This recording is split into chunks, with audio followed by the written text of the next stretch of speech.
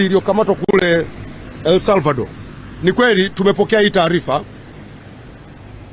na baada ya kutazama katika takwimu zetu tumebaini kwamba ni meli ambayo imesajiliwa kule Zanzibar, na wenzetu wamesajili meli kupitia wakala naitwa Konarina.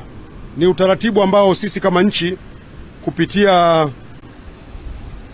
kwenye shirika lile la meli duniani sisi ni wanachama. Kwa wenzetu Zanzibar walisajili hii meli kupitia kwa wakala, kwa sababu kiutaratibu ni kwamba ukiwa kwenye lile shirika ile International Maritime Organization una uwezo wa kuwa na mawakala mbalimbali ambao watakusaidia kusajili meli katika maeneo mbalimbali.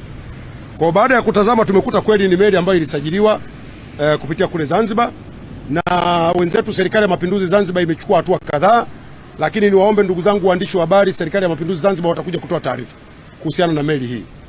Lakini kwa haraka, ili watu wasiendelee kupata upotoshaji, ziko hatua ambazo zimechukuliwa mara moja, kwa sababu meli hizi zikiwa zinasajiliwa kwenye nchi yako sio kwamba inatoka hapa, inaweza ikasajiliwa ikiwa kwenye nchi nyingine na inafanya kazi huko. Na ndio maana hata kwenye meli hii, kwenye taarifa ambayo imetoka, mmesikia kwamba hakuna Mtanzania aliyekamatwa huko.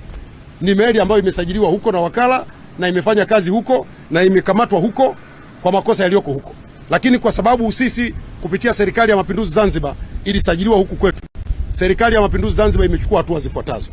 Kwanza, ilipopata taarifa tarehe 17 ya mwezi uliopita, mwezi wa pili, mwezi huu, tarehe 18 ya mwezi wa pili, Serikali ya Mapinduzi Zanzibar imefuta usajili wa ile meli. Ile meli inaitwa nadhani FMS Eagles. FMS Eagles. Ile meli imefutiwa usajili na hivi ninavyozungumza haina usajili tena wa Zanzibar. Lakini jambo la pili, Serikali ya Mapinduzi Zanzibar imewatafuta wamiliki wa hii meli kujua kulikoni.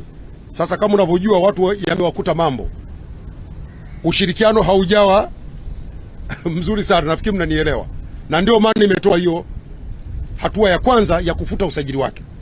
Lakini pili, imeipiga fine ile kampuni kwa mujibu wa taratibu za IMO, imeipiga fine ya dola 20,000. Jambo la tatu, inaendelea kufanya mawasiliano kupitia wizara yetu ya mambo ya nje ili kuondokana na utambuzi wowote wa meli hii kimataifa. Lakini zaidi ya hapo, wanaendelea kufanya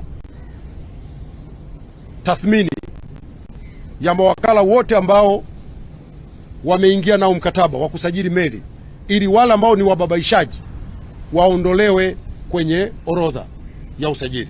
Kwa hiyo hizo ni hatua ambazo Serikali ya Mapinduzi Zanzibar imezifanya kwa haraka, angalau Watanzania mjue